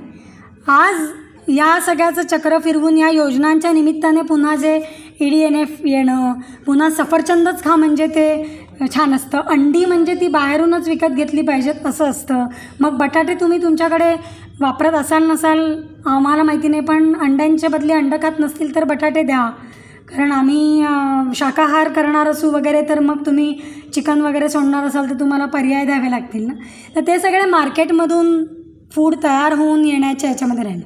त्याच्यातसुद्धा कुक्ड मिल जे आहे, म्हणजे गावातल्या गावात तयार होणारं मिल तयार तसंच्या तसं देण्यासाठी गावातल्याच लोकांना करा, याच्या लढाया खूप लोक लढतात आणि ते चालू आहे. पण या सगळ्या योजनांवरती कोणाला तरी अवलंबून ठेवणं आणि माझी जी सगळी एक स्वयंपूर्णता होती ना, हमारे गाव में हमारा राज म्हणतात तसं, जी एक स्वयंपूर्णता होती ना, ती सगळी हळूहळू हळूहळू नष्ट होत गेलेली दिसते. आणि त्याच्यामध्ये अगदी शेवटचा हल्ला जो व्हायला लागला तो म्हणजे टेक्नॉलॉजीचा. आत्ता तुम्हाला फक्त जमीन, घर याच्यावरती किंवा म्हणजे आता आपण पाणी, जंगल वगैरे, जमीन वगैरे याचे मुद्दे सोडून नंतर घर वगैरे याच्यावरती, प्राथमिक गरजांमध्ये कपडे वगैरे याच्यावरती आलो. त्याच्या पुढे जाऊन आता इंटरनेट जर नसेल किंवा माझ्या घरामध्ये रेंज मला कुठे येतं आहे म्हणून आजची मुलं जाऊन घेतात फिरतात. आणि ते पालकांकडे, ज्या पालकांकडे बियाणं घ्यायला पैसा नाही त्या पालकांकडे रिचार्जसाठी पैसे मिळाले नाहीत म्हणून भांडणं होतात. आणि इतका महासागर लोटलेला आहे त्या व्हॉट्सअपच्या, ते तर एक मोठं विद्यापीठ झालेलं आहे ना, कोणाला येईल मनाला तसं काही टाकून दिलं की आणि इतके हळवं असतं की अगदी साधं मॅन्युप्युलेट केलेली गोष्टसुद्धा समजत नाही. कारण ते त्या लोकांना सोपं आहे जे क्रमाक्रमाने या मोबाईल आणि या सगळ्या गोष्टींना सामोरे गेलेले आहेत, त्यांना थोडं थोडं कळायला लागलं आहे, जिथे जागरूकता झालेली आहे, काय बघायचं काय नाही याच्यावरती अजूनपर्यंत तरी आपलं म्हणजे एक समज तयार झालेली आहे. पण आदिवासी क्षेत्रामध्ये हे नवीन यंत्र आलं आणि या नवीन यंत्राने इतक्या भानगडी लावलेल्या आहेत, म्हणजे त्यावरती ही सगळी पिढी. पहिल्यांदा आम्ही जेव्हा गावामध्ये मी फिरायचे तेव्हा मुलं अशी क्रिकेट वगैरे खेळताना दिसायची आणि मग ही क्रिकेट खेळतात, हे करतात, मग अरे बाबा हे बाहेरून काहीतरी गेम आला बरं का, बिझनेसवाला गेम खेळायचं. म्हणजे आमचं जे जुनं कबड्डी, खो खो वगैरे असे जे सगळे गेम आहेत ते सोडून आम्ही हे क्रिकेट आणि याच्या सगळ्याच्यात असे सगळे परिणाम होत गेले ना. तसं हा मोबाईल गावामध्ये आल्यानंतर इतकं म्हणजे पालकांना मोबाईल माहितीच नाही आहे आणि शाळेमध्ये जाणाऱ्या मुलाच्या हातामध्ये तो आल्यानंतर तो दुसऱ्याच्या हातात बघितल्यानंतर हा म्हणतो की मला माझ्याकडे पाहिजे. तर मी जर सरपंच किंवा अजून कोणीतरी पैसा कमवणारा, व्यवस्थित नोकरीत वगैरे किंवा कुठेतरी असलेली व्यक्ती असेल, शेतीत वगैरे पैसा वगैरे कमवणारी, तर मी मोबाईल घेऊन देते मुलाला, तो राग करतो म्हणून. आणि मग त्याच्यामध्ये तो बघतो की पंखाला रिमोटने चालवता येतं आणि पंख्याला रिमोट, ही खरी घटना सांगते मी, पंख्याला रिमोटने चालवता येतो ही गोष्ट तो सांगतो आणि तो म्हणतो की मला गावातल्या लोकांचे अर्ज कम्प्युटरवरती भरता येतील असं. तो हुशार एकदम मुलगा असलेला तो सांगतो. आईवडिलांना कळत नाही आणि आईवडील म्हणतात हा वेडा झाला आहे आणि मग त्याला वेड्याच्या इस्पितळात घेऊन जातात. त्याच्यावरती पबजीचे मारे तर ऑलरेडी झालेलेच असतात. तो आधीच सिकलसेलचा ग्रासलेला मुलगा असतो. त्याचे वडील कुठेतरी शाळेमध्ये नोकरी करत असल्यामुळे शिपाईच्या पदावरती त्याला बिलं मिळणार असतात, जी काही याची बिलं असतात तुमची मेडिकल क्लेम्स ते मिळणार असतात. त्याच्यामुळे तो मुलावरती भरपूर पैसा खर्च करून त्याला बरं करण्याच्या नादामध्ये खाजगीमध्ये घेऊन जातो. 70-80 नाही 1 लाख रुपयापर्यंत त्याचा खर्च करतो, कारण त्याला पैसे तर मिळणारच आहेत. माझ्या मुलाचं काय झालं. आणि तो मुलगा जो हुशार असतो, जो साध्या काउन्सिलिंगने आणि 2 गोळ्यांनी त्या पबजीच्या फेऱ्यातून बाहेर पडणार असतो, तो आतमध्ये ढकलला जातो आणि इतका ढकलला जातो की तो मला झोपलेलाच दिसतो प्रत्येक वेळेला. आणि मी ज्या वेळेला याच्यावरती बोलायला जाते तेव्हा आम्ही चांगल्या पैशाचा इलाज करून देतो आहोत. त्यामुळे आम्ही आता सरकारीमध्ये आम्हाला फुकट जरी मिळत असेल किंवा 2 रुपयाची गोळी कोणीतरी सजेस्ट केली तरी ती आम्ही घेणार नाही. ही बदलत चाललेली मानसिकता आणि हे खरं अतिक्रमण आहे. आत्ता जे चॅलेंजिंग आहे, विचारांवरचं अतिक्रमण, ह्या सगळ्या नवीन येऊ घातलेल्या टेक्नॉलॉजीचं अतिक्रमण आणि त्याच्यामध्ये आता आपण कसं तग धरणार आहोत, कोणते विचार पोचवणार आहोत. आपण एकदम व्हायलंट होतो आणि हा व्हायलन्स म्हणजे शहरातल्या लोकांचं तर व्हायलन्स आहे. तू मला हे बोललास का ते म्हणजे फेसबुकवर असं युद्ध चालू असतं. मी कधी कधी बघून आम्ही म्हणतो चला ब्रेक घेऊया आता त्याच्यामधून. पण हे चालू असतं आणि हे सातत्याने या समाजातल्या व्हॉट्सअप ग्रुप्सवरती सुद्धा फिरत असतं. आणि हे इतकं भयानक होत गेलं आहे की द्वेष होणं, त्याच्यामधून निराशा येणं आणि हे कधीही न आलेले मुद्दे जे साधं जीवन आणि अगदी बेसिक नीड्समध्ये छान जीवन जगू शकत असणाऱ्या मुलांपर्यंत आलं. आणि सरप्रायझिंगली आत्महत्यांचं प्रमाण गेल्या कोविडच्या नंतर आणि त्याच्यासुद्धा पलीकडच्या म्हणजे थोड्या 5-10 वर्षांमध्ये जर आपण बघितलं तर तुम्ही खरोखर जाऊन प्रत्येक पोलीस स्टेशनमध्ये आत्महत्येच्या नोंदी घ्या. बऱ्याचशा नोंदी तुम्हाला आत्महत्येच्या सापडणारच नाही. पूर्वी आदिवासी भागामध्ये कधीही आत्महत्या होत नव्हती. हे सगळं प्रमाण होतं शेतकऱ्याने झाडाला लटकवून दिलं वगैरे आणि आत्महत्या केली वगैरे प्रकरण. हे सगळं विदर्भ या वगैरे भागामध्ये आपण बघत होतो. ते आता खानदेशामध्ये आलेली नवीन समस्या झालेलं आहे. आणि ते कशामधून आहे? कोणीतरी कोणाबरोबर तरी पळून गेलं, मग त्यांना मुलीला परत घेऊन येण्याची जबाबदारी सरपंचाची असते. असं म्हणजे तो सगळं टाकणं होतं ना तशा पद्धतीची. आणि नैराश्यांमधून मृत्यू. आता शेवटचं एक उदाहरण मी देते की आपल्या पुढची चॅलेंजेस काय आहेत त्याच्यामध्ये. तर एक आत्ता धुळ्यामध्ये एक साक्रीमध्ये कुठेतरी एक आश्रमशाळा आहे, मी नाव नाही घेत, पण त्या शाळेमध्ये 5वीमधल्या मुलाचा मृत्यू झाला बाथरूममध्ये. आणि ती त्या आश्रमशाळेतली मला वाटतं 2री-3री घटना असेल झालेली. तर त्याला आईने दुसरीकडे लग्न केलेलं होतं, पण या समाजामध्ये ते दुसरं लग्न करणं किंवा काय हे चालतं. तर त्याच्यामुळे त्याच्या जन्माच्या नंतर लगेचच ते झालेलं होतं. पण त्याचा मुद्दा असा बनवला गेला की त्याने आत्महत्या केली. आणि 5वीतला मुलगा त्याने आत्महत्या केली. आणि त्याने आत्महत्या करण्याचं त्याचं कारण होतं आई दुसऱ्याबरोबर गेली म्हणून, आईचं प्रेम मिळालं नाही म्हणून. जो मुलगा रजिस्टरमध्ये व्यवस्थित नोंदी घेतो आहे, हजेरा घेतो आहे, खुश आहे, तो अचानकपणे मरतो. आणि या मृत्यूंचे हिशोब होत नाहीत कारण ते पैशांनी विकत घेतले जातात. आणि ज्या मुलांना आई वडील नाहीत किंवा जे विभक्त झालेले त्यांच्या मागे त्यांचा समाजसुद्धा उभं राहत नाही. 1-2 केसेस अशा होतात ज्याच्यामध्ये मुद्दा खूप उठतो आणि त्या कॉम्प्रोमाइजेसमध्ये जाऊन त्या पैशावरती सेटल होतात. कारण न्यायदानाच्या प्रक्रियेमध्ये पुन्हा तुम्हाला साबित काही करता येण्यासारखं नसतं.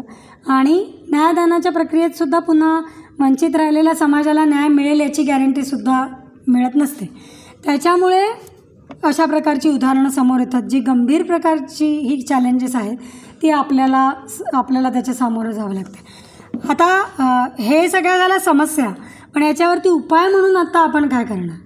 मी या सगळ्या कामांमध्ये मसुद्यामध्ये वगैरे सुद्धा कायदे वगैरे बनवण्याच्या मसुद्यामध्ये वगैरे सुद्धा भाग घेतला.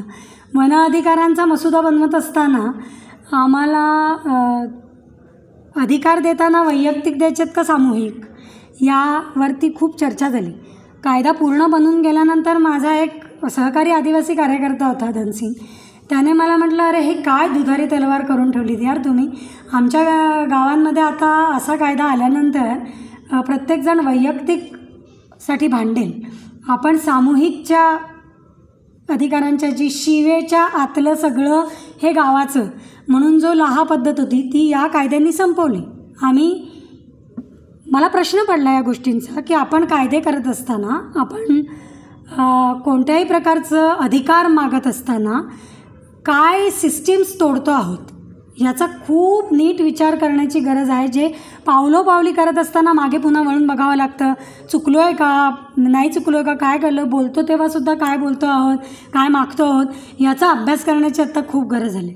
आरक्षणाच्या मुद्द्यावरती सुद्धा, कारण या आरक्षणाची सगळी सुरुवात कशी झालेली होती तर ती जातीभेद निर्मूलन करून समानता आणण्यासाठी झालेली होती ना.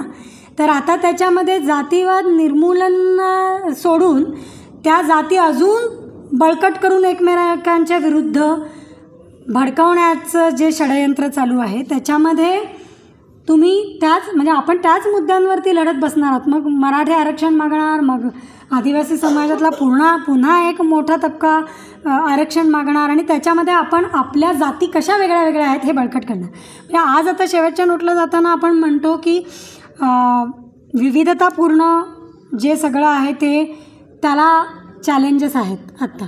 कारण सगळं युनिफॉर्म सिव्हिल कोड आणा, म्हणजे सगळ्यांना सारखं करा, हे जे सगळं एक चालू आहे त्याच्यामध्ये आपण भूमिका घेत असताना आपल्याला खूप नीट विचार करावा लागणार आहे की आपल्याला आता एकत्र जे यावं लागणार आहे ते ही जी जगण्यातली प्रत्येकाची विविधता आहे, जो प्रत्येक व्यक्ती वेगवेगळा आहे आणि संस्कृती वेगळी वेगळी आहे, खाद्यसंस्कृती वेगळी आहे, परंपरा वेगळी आहे, त्यांचा सन्मान करणं, एकमेकांच्या संस्कृतीचा, त्यांच्या चालीरीतींचा, त्याच्यातले जे मानवाला बेसिक प्रिन्सिपल्सना तोडणाऱ्या गोष्टी आहेत त्या बाजूला काढणं, फिल्टर करणं, हे तंट्याबिलांनीसुद्धा संघर्ष करत असताना हे मुद्दे घेतले होते बरं का त्यांच्या इतिहासात. पण आत्ता जे इतिहास लिहू पाहत आहेत ते त्याच्यामध्ये हे घेत आहेत का हे बघण्याचा प्रश्न आहे. सगळे इतिहास बदलले जातच आहेत, हा एक मोठा मुद्दा आलेला. तर ते विविधता जी सगळी आहे ती जपण्यासाठी म्हणून आता सगळ्यांनी एकत्र येण्याची वेळ आलेली आहे. आणि तर आपण ही जी सगळी अतिक्रमणं होत आहेत सगळ्या संसाधनांवरची असतील, विचारांवरची असतील, संस्कृतींवरची असतील, ती थांबवू शकतो. आणि ती थांबवून आपण जे घटनेमध्ये खरोखर लिहिलेलं आहे त्याचा खरा अभ्यास करून आपण सगळ्यांना पुढे घेऊन जाऊन एकत्रितपणे पुढचा समाज घडवू शकतो असं मला वाटतं. तर मी इथे थांबेन आणि प्रश्न उत्तरं काही असतील त्याच्यासाठी पण आपल्याला वेळ द्यायचा आहे. त्याच्यामुळे मला माहिती नाही किती मिनटं झाली काय झालं, पण ते मला अधिक आवडेल, म्हणजे मग अजून त्याच्यावरती आपल्याला चर्चा करता येतील आणि ते प्रश्न या अनुषंगाने आलेले अधिक जास्त आवडतील जे कृती कार्यक्रमांमध्ये किंवा आत्ता स्ट्रॅटेजीजमध्ये आपल्याला काही करायला हवा आहे का याच्या संदर्भामध्ये. तर प्रश्नांना आपण सुरुवात करू शकतो. धन्यवाद. मी त्याच्या प्रश्नोत्तरांना सुरुवात करण्याआधी मी माझ्याबरोबर आलेले 2 जीवनशाळेचे विद्यार्थी आहेत. एक नार्सिंग आहे जो आत्ता त्याने नॅशनल घेतली बरं का, स्टेट लेवलचं एक सिल्वर मेडल आत्ता त्याने घेतलेलं आहे, तो आहे. आणि एलिसा आहे ती यांचे हे विस्थापित परिवारातले आहेत, म्हणजे एलिसा विस्थापित परिवारातली आहे आणि नार्सिंग विस्थापित परिवारातला नाही सरदार सरोवरच्या, पण जीवनशाळांमध्ये आलेला पहिल्या पिढीतला त्यांच्या पाड्यावरचा 2 मुलं जी शिकलेली आहेत त्यातला एक मुलगा आहे. तर तो आता इथेच नाशिकमध्ये 10वीत शिकतो. आणि एलिसा एक सुंदर गाणं आंबेडकरांचं म्हणते. म्हणजे मी ज्या विचारांची गोष्ट करत होते मला वाटतं मी हे संपवताना ते समर्पक हेच राहील की तिचं गाणं एक आपण घेऊ आणि मग आपण प्रश्नोत्तरांना सुरुवात करू. इथूनच घेतलंस तरी काय इथे आलं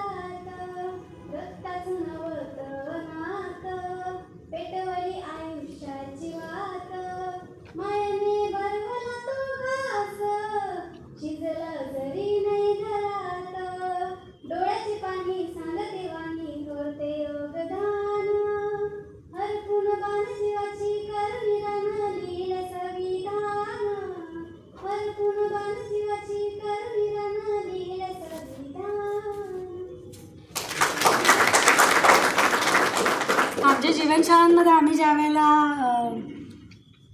कोणतीही नाटकं म्हणून त्यांच्यातून जे येतं ते त्यांच्या स्वतःच्या परिस्थितीवरून येते.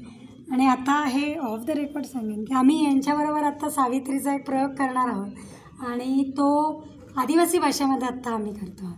त्याच्यावरती ती दोघंही जण काम करणार आहेत आत्ता. त्याचं आता आपण प्रश्नोत्तरांना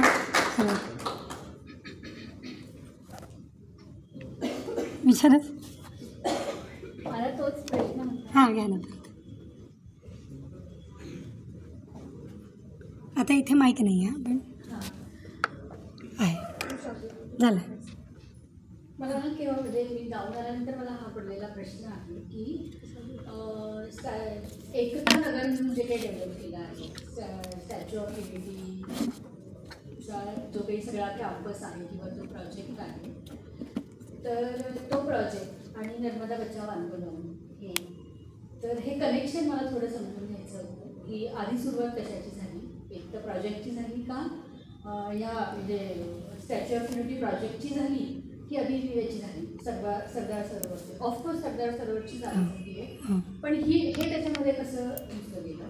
जेव्हा तुम्ही हा सगळा परिसर बघता, म्हणजे सगळ्यांनी बघितलेला आहे की नाही मला माहिती नाही आहे, पण मी जेव्हा तो बघितला तेव्हा मी तो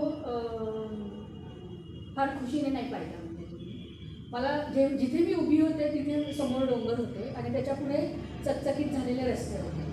किंवा जेव्हा तुम्ही टेंट सिटीकडे जाता तिकडे तर आजूबाजूला सगळं जंगल आहे, मध्ये लाईटिंग केलेली टेंट सिटी आहे. तर हे सगळे परत विस्थापित आहेत का हे मला जाणून घ्यायचं आहे. दुसरी गोष्ट, त्या सगळ्या मुलींना मी भेटले, सगळ्यांना नाही भेटले, एक दोघींना भेटले आणि त्यांच्याशी बोलले मी या संदर्भात. तर त्यांनी मला जे काही सांगितलं आहे त्याबद्दल पण मला काय सांगितलं. हां म्हणजे मी सहज विचारलं की तुम्ही किती शिकली, काय आहे, किंवा आंदोलनाबद्दल तुला माहिती आहे का. तर मला जी काही उत्तरं मिळाली, किंवा तुला शेती आवडते का, आता तुझी रिक्षा चालवते आहे हे आवडतं, तर याबद्दल मी थोडं त्यांचं शूट पण केलं. अच्छा, हां काय उत्तर मिळाली. तर तेच जसं की संस्कृतीवरती परिणाम झालेला आहे, विचारांवरती परिणाम झाला आहे, त्यामुळे शेती नाही तर आता मला पैसा आणि रिक्षा महत्त्वाची वाटायला लागली आहे. हे आत्ता प्रूव्ह झालं म्हणजे या सगळ्या याच्यामध्ये. तर मला हे थोडं फक्त कनेक्शन याच्यासाठी समजून घ्यायचं आहे की हा जो प्रोजेक्टचा घाट घातला, मला वाटलं काहीतरी 1200 एकरवरती आहे ना, बरोबर आहे ना सगळं. तर त्याच्यामध्ये म्हणजे मग ही थीम नंतर रुजली गेली का स्टॅच्यू ऑफ युनिटीची. हो ॲक्च्युली बरं प्रश्न संपला. ॲक्च्युली जेव्हा आपण म्हणजे एक भिंत तर आधी धरणाने बांधली गेलीच ना, त्याची 2 तुकडे झाले, एक भारत आणि एक इंडिया म्हणू शकतो असं बघा करता येईल असं विभाजन. आणि ही जी 6 वसाहती म्हणजे केवडिया कॉलनी ही जी बनली ही आधीच बनली कारण धरण तिथे बांधलं जाणार होतं. त्याच्यामुळे तिथे त्यावेळेला म्हणजे मी जेव्हा कामाला सुरुवात केली 2000 सालामध्ये, मी पहिल्यांदा जेव्हा नर्मदेला आली ती मी मणिबेलीला उतरत असताना छोट्या नावेतून आले होते. तेव्हा धरण तेवढं मोठं बांधलं गेलेलं नव्हतं आणि मी तिथून चालतसुद्धा काही भाग येऊन गावामध्ये पोचलेले होते. ते सगळं संपून पूर्ण हाईट धरणाची झाल्यानंतर तो महाकाय झालेलाच आहे. तर तिथे तो एक भाग आहे आणि ते धरण जसं पूर्ण झालं तसं एक जी भिंत मध्ये उभी राहिली त्या भिंतीच्या अलीकडची स्थिती आज पण तीच आहे. म्हणजे इलेक्ट्रिसिटी ही आम्हाला दिसते कुठे तर मणिबेलीच्या एका पाड्यावरती तुम्ही उभे राहा, आज पण लोक आहेत बरं का तिथे, मणिबेलीच्या पाड्यावरती तुम्ही उभे राहा आणि तिथून बघा तर चमकणारे तुम्हाला लाईट दिसतात दूर. पण तुम्ही स्टॅच्यू ऑफ युनिटी किंवा त्याच्या पलीकडे तिथे त्या चमकणाऱ्या दुनियेमध्ये गेलात तर तुम्हाला कळणारसुद्धा नाही की या धरणाच्या पलीकडे अजून पण लोक राहतात. हे आहे चित्र. आणि त्यामुळे त्याचं ब्रँडिंग काय आहे शेवटी ते आहे की ज्या लोकांना त्याची उत्सुकता असते, जे पिकनिक करायला आलेले असतात ते पिकनिक करतात आणि निघून जातात, पण ज्याला त्याची खोलात जाऊन विचारायची उत्सुकता किंवा ज्यांना थोडेफार मुद्दे माहिती आहेत ते मग एखाद दुसऱ्यांना जाऊन जेव्हा प्रश्न विचारतात तेव्हा या रिक्षांचं पण तसंच आहे. 100 मुली 200 मुली घेऊन त्यांनी त्या रिक्षांचं गुलाबी रिक्षांचं वाटप केलं तिथे आणि त्याच्यामध्ये आम्ही स्त्री शक्ती कशी वाढवली हे सांगितलं. पण मुळात त्या मुलींच्या जमिनीवरचा अधिकार, त्यांच्या परिवारातल्या जमिनीवरचा अधिकार गेला ना, तिला रिक्षा चालवायची गरजच नव्हती. मी जे हे सगळं म्हणत होते की बिझनेस येणं, की तुला काय गरज आहे, मग तुझं काय फॅन्सीनेस जो आहे की तुला हे केल्यानंतर असं, हा सगळा पोलखोल लोकच करणार त्याची. कारण ही सगळी केवडिया कॉलनीसाठी पुन्हा या 6 गावं जी सगळी विस्थापित झाली, त्यांना कधी विस्थापितांमध्ये मानलं गेलं नव्हतं. नंतर त्यांना कॉलनी डेव्हलपमध्ये झालेलं विस्थापन पण विस्थापनच आहे ना. हां, कारण आपण ज्या वेळेला सरदार सरोवरचा मुद्दा जेव्हा मांडला तेव्हा पहिल्यांदा सुरुवातीला होतं की जमीन आणि घर ज्याचं बुडतं आहे ते विस्थापित.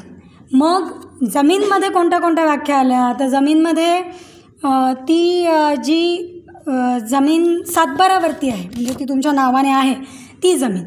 जंगल जमीन आहे का, तर मग नंतर संघर्ष केल्यानंतर जंगल जमीन असलेली अतिक्रमणधारक त्यांना म्हणत होते, ज्याच्यावरती तर खरं सरकारने अतिक्रमण केलं, पण ती आली विस्थापितांच्या कॅटेगरीमध्ये.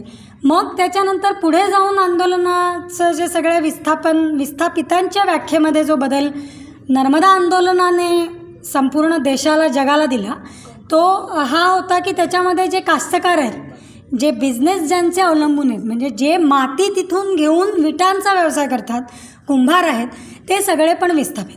दुकान ज्यांचं चालतं तिथे आणि ते दुकान बुडलं पण त्याची घर नाही, जमीन नाही, काय नाही, ते विस्थापित. मग धरणाच्या कॅनॉलमध्ये आणि कॉलनीमध्ये गेलेली लोकं तीसुद्धा विस्थापित. त्यांना तर ते तर देशोधडीला लागले. म्हणजे गुजरातमध्ये महाराष्ट्र आणि अशी गुजरात अशी मधून नर्मदा वाहते आणि महाराष्ट्राच्या याच्यात मणिबेली आणि अशी सगळी गावं आहेत आणि तिथे समोरच्या याच्यावरती गधेर वगैरे अशी गावं आहेत ना गुजरातची, ती मॅपमधून काढून टाकलेली आहेत. त्यांच्या मुलाला शाळेमध्ये दाखला घेण्यासाठीचा पुरावा उरलेला नाही कागदात. गुजरातमधली 19 गावं अशी संपलीत. महाराष्ट्रात ते होऊ दिलं नाही, अजूनही मॅपवरती आहेत. पण हे आंदोलन जर संपलं असतं आणि थांबवलं असतं आणि गेलं असतं तर ही मॅपमधून कधीच उठली असती, तुम्हाला माहितीसुद्धा नसतं पडलं. काय अशी स्थिती आहे.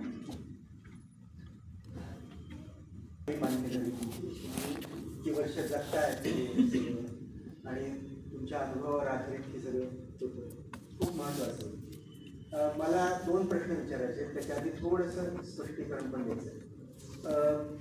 मुख्य प्रवाहातले आणि प्रवाहाच्या बाहेरचे अशा प्रकारची विभागणी आपल्याला आदिवासींच्या किंवा दलितांच्या, शोषितांच्या, वंचितांच्या संदर्भात दिसते. त्यात मुख्य प्रवाही संस्कृती जी आहे कशी मुख्य प्रवाही बनली, तर याच्यावर बरंच काम झालेलं आहे. आणि मुख्य प्रवाहात एकेकाळी कधी असणारे हे प्रवाहाच्या बाहेर कसे गेले, त्या आदिवासींचं जीवन म्हणजे खरं तर ॲब ओरिजिनल्स म्हणतो आपण, आणि आता व्हर्जिनियस काकासारखे आदिवासींचे अभ्यासक म्हणतात की इंडिजिनियस पीपल असाच उल्लेख केला पाहिजे, आदिवासी नको. एकतर देशीय लोक असते, मूल निवासी नाही, एकतर देशी.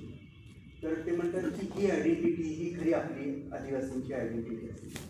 वेरियर एल्विन वगैरे तुम्हाला माहिती असेल की त्यांनी एक थेरी मांडली होती, नॅशनल पार्क थेरी, म्हणजे की आदिवासींना स्वतंत्र ठेवा, त्यांची जीवनशैली वेगळी आहे, त्याच्यावर कुठल्याही प्रकारचं अतिक्रमण करू नका, वेगळं ठेवा. आणि तो म्हणजे एका वेगळ्या पातळीवर तो मुद्दा नाकारला गेला आणि नॅशनल इंटिग्रेशन वगैरे वगैरे मग तिथून इंटिग्रेशनल मॉडेल मांडलं. काय म्हणजे प्रश्न थांबवायचा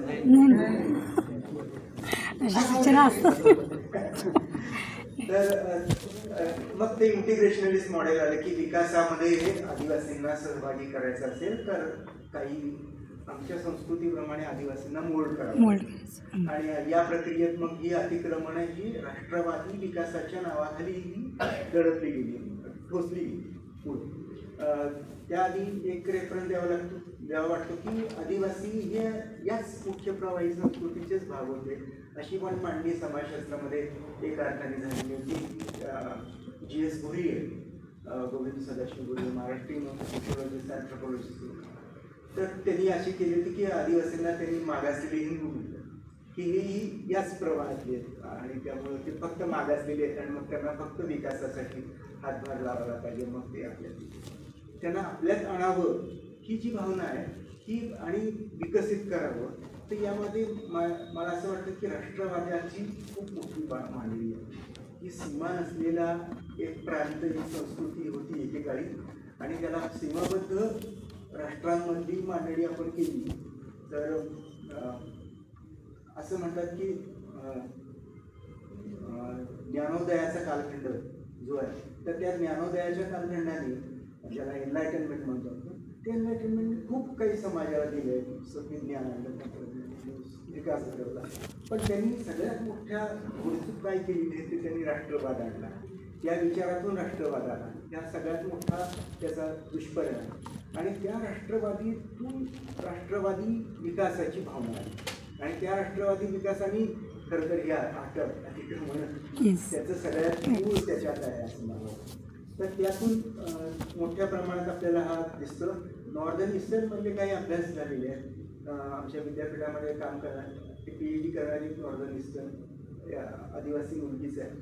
तर तिने दोन्ही पौलो, अरुणाचल प्रदेशमध्ये दोन्ही पौलो नावाचा आदिवासींचा धर्म हा कसा पूर्णपणे बदलून टाकला उजव्या शक्तीने गेल्या जवळजवळ 20 वर्षांमध्ये. नागालँडमध्ये जाऊन बघा तुम्ही. हो, नागालँडमध्ये त्या सगळ्या नॉर्दर्न ईस्टर्न भागामध्ये मोठ्या प्रमाणात सॅक्रोनायझेशन केलेलं दिसतंय आपल्याला, की ही अतिक्रमण आहे. आणि जागतिकीकरणाने असं वाटलं होतं की आपल्याला सगळ्या सीमा देशाची बंधनं पुन्हा मोकळी झाली आहेत आणि पुन्हा काहीतरी होईल. तर ते उलट झाले त्याचं, की राष्ट्रवाद आणि संकुचितवाद जो आहे तो उलट त्यामुळं वाढताना दिसतोय. तर यामध्ये की आदिवासींना त्यांच्याप्रमाणे ठेवणं आणि त्यात काही मर्यादा पण आहेत, म्हणजे अनारोग्य आहे, कुपोषण आहे म्हणून. तर त्या मर्यादा राखून तुम्ही चांगला शब्द वापरला की त्यांचा सन्मान, त्यांच्या संस्कृतीचा सन्मान करा. तर असा सन्मान प्रत्यक्षात साधता येईल यासाठीची कृती प्रणाली काय आहे.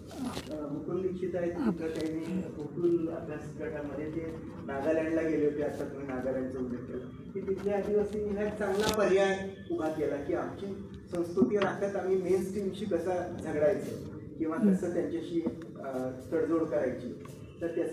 तर त्याबद्दल मला तुम्ही जरा जास्त बोललेलं आवडेल.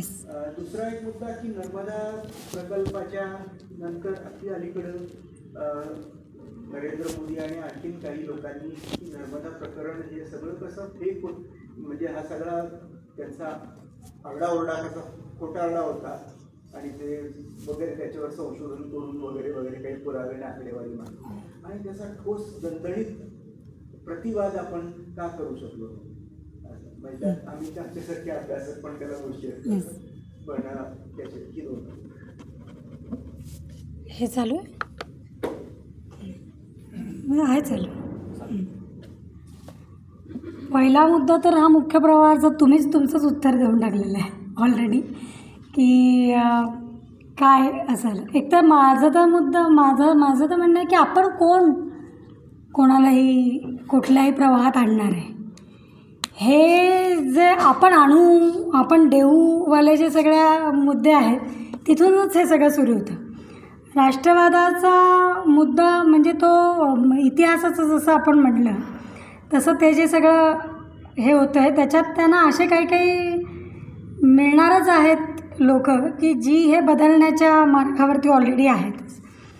त्याच्यामुळे त्यांच्यामध्ये आपल्याला सातत्याने ह्याचेच कृती कार्यक्रम घ्यावे लागतील की मूळ संविधानात काय आहे त्याचा अभ्यास करवणं, जास्तीत जास्त प्रमाणामध्ये त्याचा म्हणजे प्रचार प्रसार करणं हे कठीण आहे थोडंसं, पण हे होऊ शकतं. म्हणजे जसं आता जिथे कुठे आपण जातो तर कितीतरी ठिकाणी आपण म्हणजे सगळेजण वेगवेगळ्या ठिकाणी खूप वेगवेगळ्या प्रकारची कामं करत आहेत, पण आपण काय होतं की आपल्या कामांबद्दल म्हणजे मी समजा हातामध्ये घेतलेलं आहे की मला असं काम करून यायचं आहे, काही कोणाला मदत करून द्यायची आहे, कुठले काही प्रश्न सोडवायचे आहेत, त्याच्याबरोबर विचारांवरती बोलण्याची सुरुवात आपल्याला सुद्धा करावी लागेल. हा धोका खूप मोठा आहे. आणि आता त्याला जोडून पण मी अजून एक सांगेन की आझादी का अमृत महोत्सव आणि म्हणजे स्वातंत्र्याचा अमृत महोत्सव आणि मेरी मिट्टी मेरा देश हे काय आहे. तर मी त्याला ॲज अ गव्हर्मेंट ऑफिसर म्हणून सुद्धा असं बघते की आपल्याकडे असलेल्या जी यंत्रणा आहे त्याला घेऊन जे पूर्वी काहीतरी केलेलं नाही आहे, ज्याच्यावरती सातत्याने प्रश्नचिन्ह उभे राहतात की तुम्ही कुठे झेंडा घेऊन उभे होतात, तुम्ही कुठे स्वातंत्र्य लढ्यामध्ये होतात वगैरे, मला जे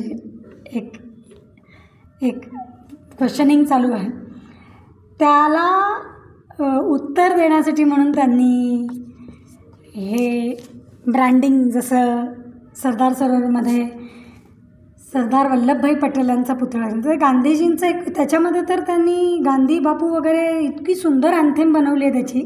तुम्ही जर ती ऐकाल मेरी मिट्टी मेरा देशची अँथेम, तर तुम्ही म्हणजे असे पाणावतील तुमचे डोळे. इतकं विविधतेबद्दल खूप बोललं गेलेलं आहे तिथे, वेगवेगळ्या विविध कल्चर आपले कसे आहेत वगैरे.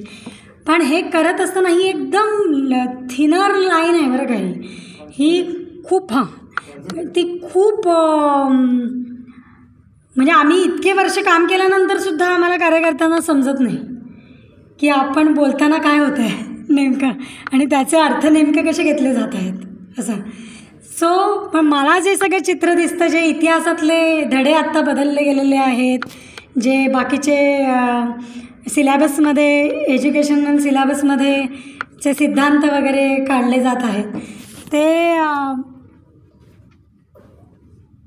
ते सगळे एक चॅलेंजिंग आहेत. आता त्याच्यात आपण किती ठिकाणी धाव घेणार आहोत कोर्टामध्ये की हे बदललं ते बदललं. तोही एक पर्याय असू शकतो की प्रत्येकाला क्वेश्चनिंग करणं, पण ते फार अवघड नाही आहे. पण त्याच्यासाठी कार्यकर्त्यांना जास्त भान येण्याची गरज आहे. आणि म्हणून आपण कार्यकर्ता म्हणून आत्ता कोण उरला आहे हा एक अजून नवीन प्रश्न आपल्यापुढे उभा राहिलेला आहे. कारण पुन्हा आम्ही याच्या जाळ्यामध्ये अडकलेलो आहोत आणि आमची मनं इतकी लगेच दुखतात की हा मला बोललाच कसा, मग मी तिथे जाणार नाही, मग तो तेच कसं, अशा इगोइस्टिक याच्यामध्ये आपण चाललेलो आहे ना. तर तिथे ती सगळी समता, सादगी आणि स्वावलंबन वगैरे जाऊ देत, पण एकमेकांचा आदर करणं आणि ओपनली एकमेकांबरोबर बोलणं हे सुद्धा आपण कितीतरी आडमुठेपणाने टाळतो.